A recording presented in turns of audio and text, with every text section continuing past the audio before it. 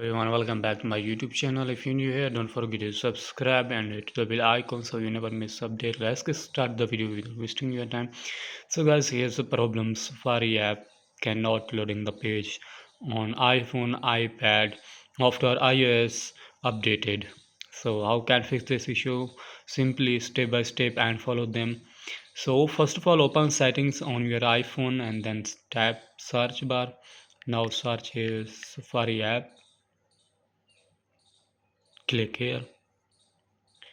Now tap Safari and turn off all tool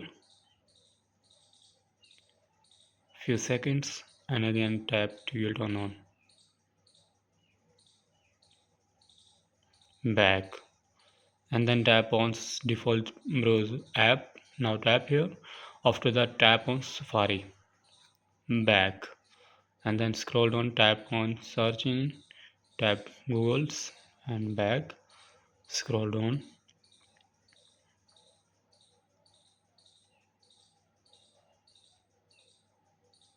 Now tap on clear history and website data. Tap here and tap on all history and tap clear history and then tap on advanced settings and then tap on website data.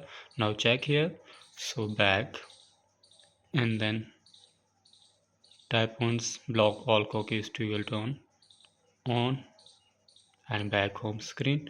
Again open Safari app and check here any search here. Now we can see is fixing this issue simply step by step.